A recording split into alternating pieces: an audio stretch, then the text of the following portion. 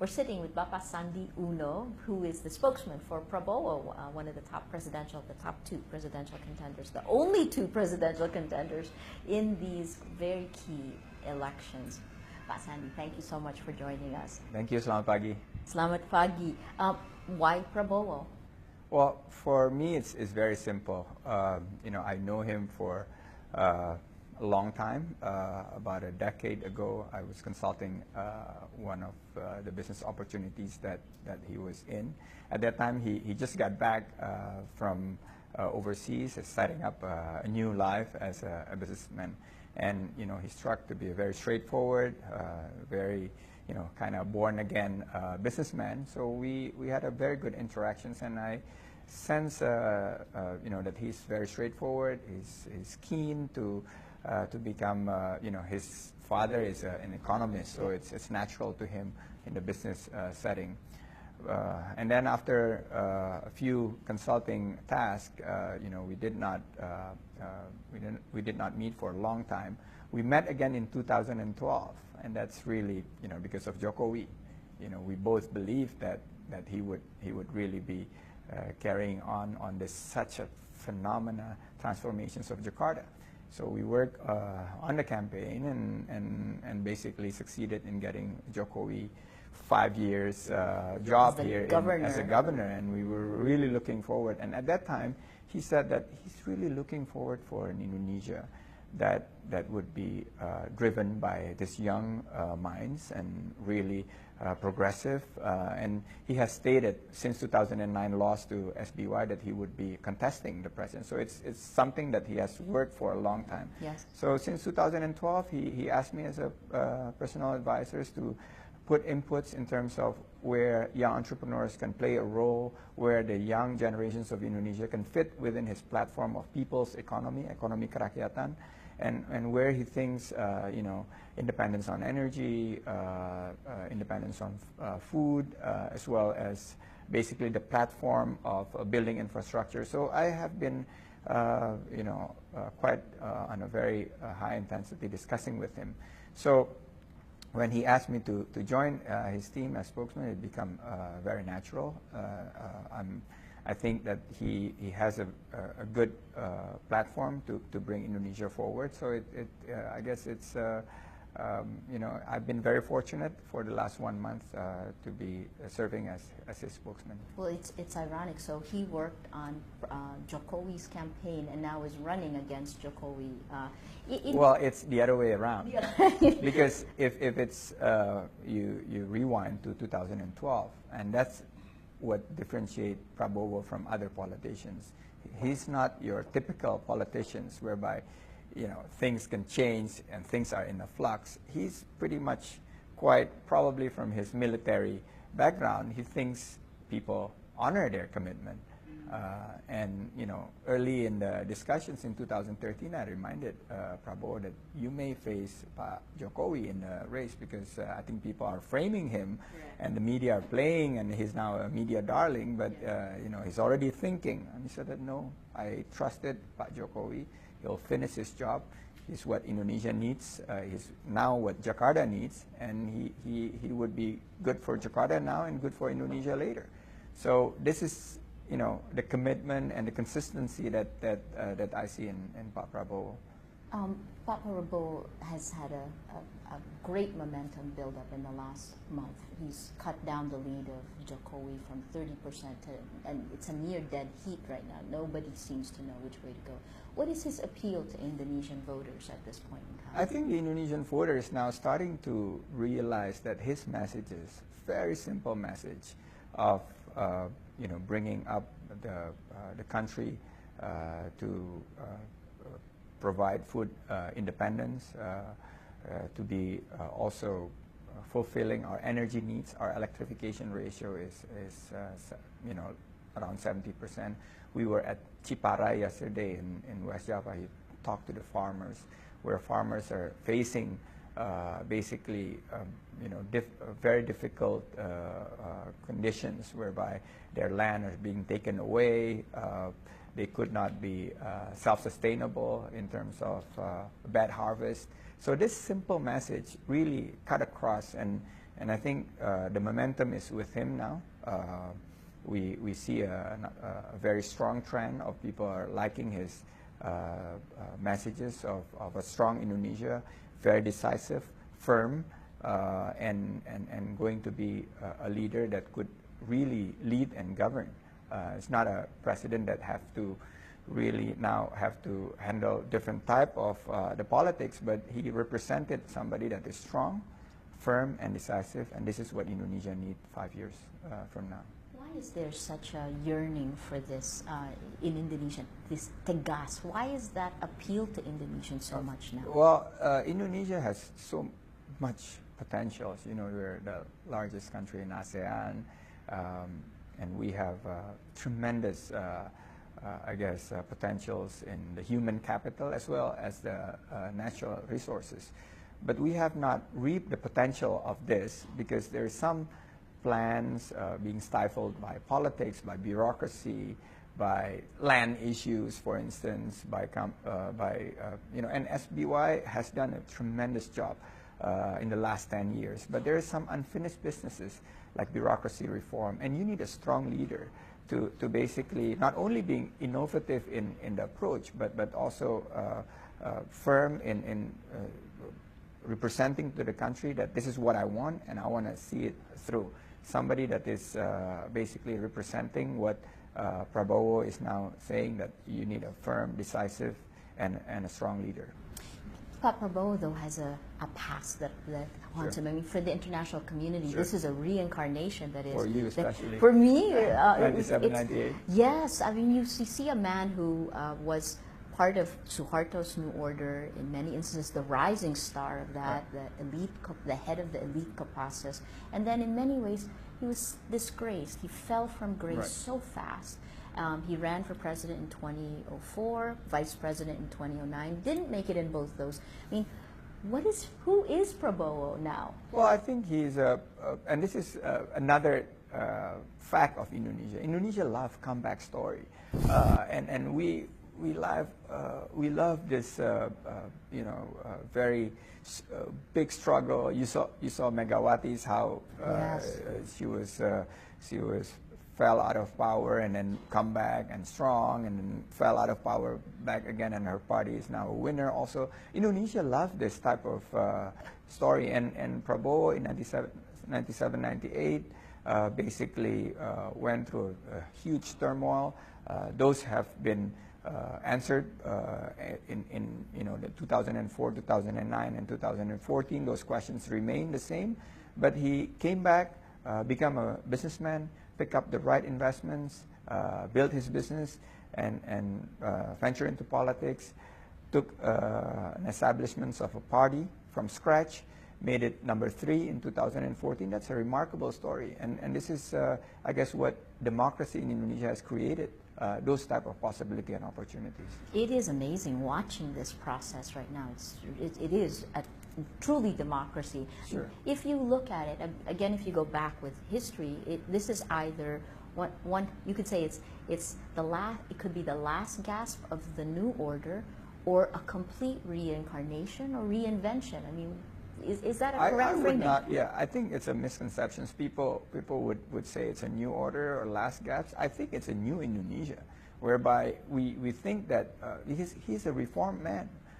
He would not be contesting 3 general elections, spending tremendous amount of resources, times, and commitments to Indonesia's democracy if he doesn't believe in the new Indonesia. He wouldn't come back to the new order because that recipe failed big time. And he's seeing what he's seeing, that he sees 2 types of Indonesia. Indonesia that is ready for the ASEAN economic community and the 21st century. This is Indonesia's of the middle class, upper, big businesses here. They are ready to compete any day of the month. But he's seeing other type of Indonesia that he's seeing, you know, not too far away from Jakarta, whereby they need to be helped with people's economy, small micro entrepreneurs, how we can work with them, the farmers, the fishermen. And this is the type that he thinks is a new Indonesia. We need to cater to both sides of sort of like the spectrum of the Indonesia's development. Interesting. This, when you look at Prabowo, the man, the type of leader he will be, is he democratic or is he authoritarian? Where does he, his past certainly... I would say firmly he's democratic, and he has stated a few times, and I think you know, one of your colleagues was in Ciparai said, one vote, one man. Satu orang, satu vote. And that is what he's carrying. You know, a lot of media reports saying that he may be distancing from that concept. I think he's firmly in that concept, and he kept on saying that either you're a general or you're a farmer, you have one vote. So that concept is deeply in him.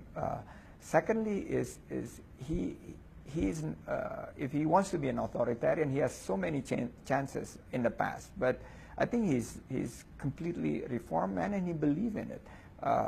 That democracy is foundations of Indonesia, and I think this is where you know, his message is getting across.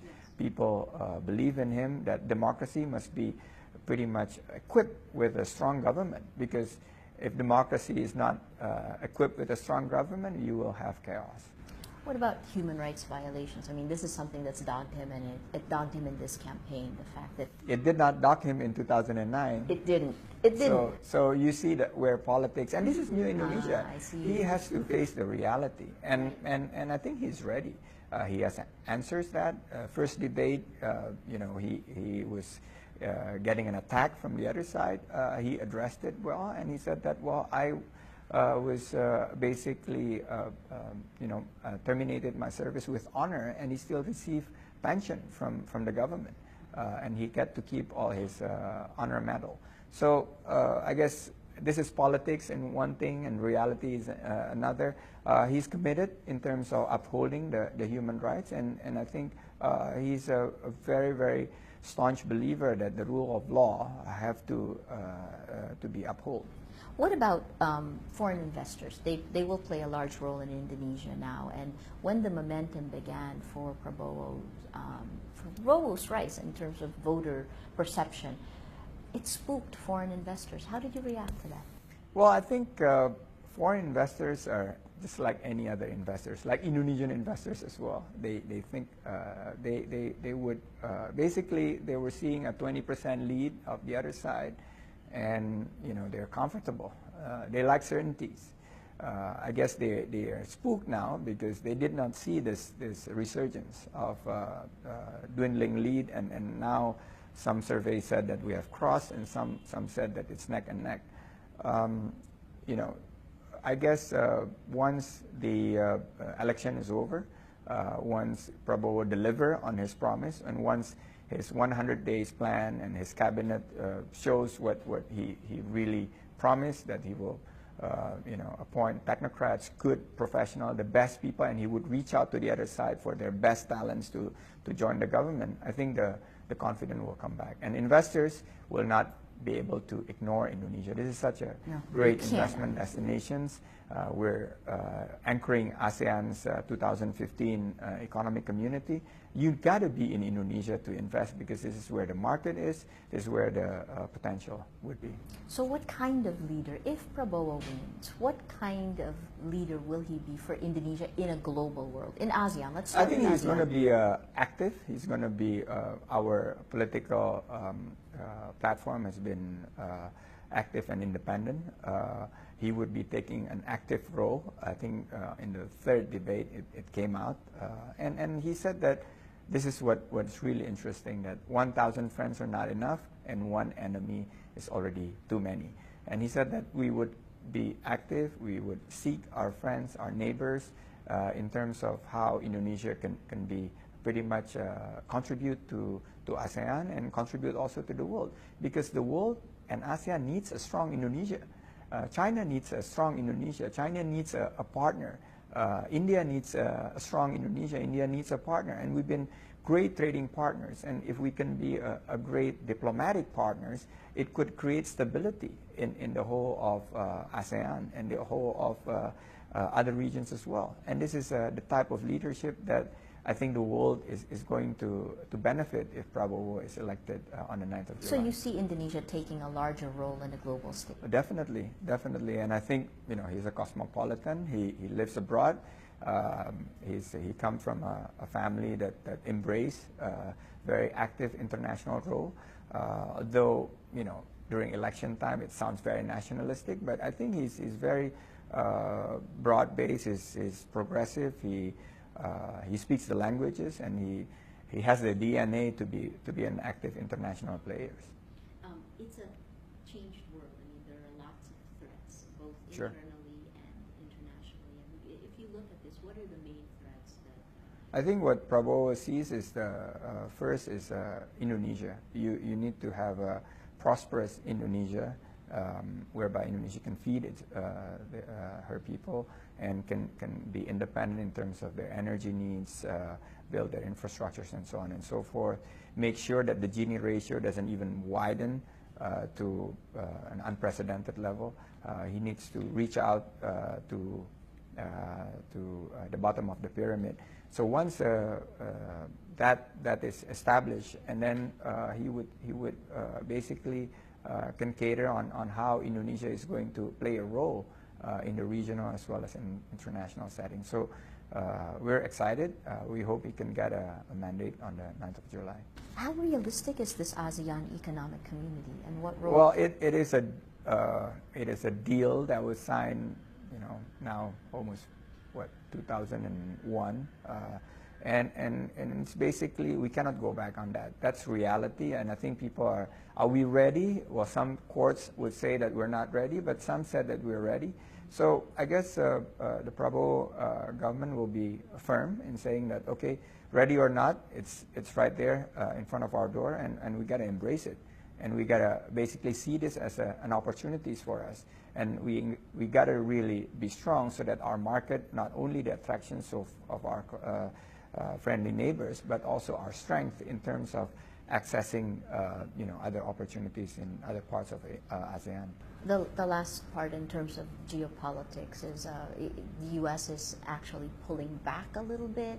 You've got ASEAN coming together. You've got a very aggressive China in many instances. How does the Prabowo camp, if it wins, how do you see the Asia, the world shaping up? Yeah, I think it changes a lot. There's discussions in the South China Sea on the third debate, and I think it's very clear that Prabowo sees Indonesia's, because of 240 million, the third largest democracy, the country with the largest Muslim populations. We do have a responsibility, and we need to, once we're strong internally, we need to step up, and we cannot see, on the other side, what they're saying is a very opportunistic way of dealing with the international situation. We need to be strategically be present in the areas that we see that may pose some instability to the region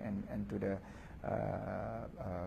basically the ASEAN base. And if you see China, and China is not only aggressive on trading investments, but they are also expanding their power, their scope. This would need to be, I guess, understood very well. Indonesia needs to learn about Asia. China needs to learn about the new Indonesia, and we're neighbors. We can select our friends, but we cannot choose our neighbors. We are neighbors by default. We're neighbors, so we need to be good so that we have stability, and the people would benefit if we have stability, because economy will be rising, trade and investments will flow. It's so interesting watching the momentum build up in the Prabowo campaign, again, because it seems to reflect a yearning for strength and stability. In India elected Modi, something that you wouldn't have thought possible 2 decades ago, and now it seems like this is happening here. Do you agree with this? Is this a zeitgeist? I mean, how No, I think we downplay the strengths and stability a lot. But we're here, and people have to give credits to SBY. Why Indonesia is growing and basically now very flourishing in terms of the economic development. But he's also been criticized a lot. But he's been criticized. But what he brings is stability. Stability for the last 10 years was basically very, very evident. And he basically laid down the foundations for clean government, for progress in Indonesia, and he's able to pretty much make sure that the stability is present. So Indonesians 2 months ago did not realize that strength and stability is a big key, and now they're realizing, and we're seeing across Java, across Sumatra, other parts of Indonesia, that the yearning for a very strong leader that symbolize Indonesia's potentials and hopefully would bring Indonesia to greatness. Last few days before elections, your thoughts? What needs to happen? We need to continue the momentum. We cannot be complacent. Some numbers suggested that we're now already having the lead. I think numbers is numbers, but we need to keep on working hard, delivering the messages to the people, making sure that they come on the 9th of July and vote. And this is what Indonesia is going to have to choose on the 9th of July, and we believe that Indonesia will choose strength and stability. If the margin is so small, what are the possibilities of unrest? I think our democracy is maturing. If our elites are mature enough, I think there won't be any unrest. Fantastic. Thank you so much. Thank you, Maria. Very good speaking with you. We've been speaking with Prabowo spokesman, Bapak Sandi Uno. Thank you for joining us. Stay tuned. We'll be bringing more about the Indonesian elections.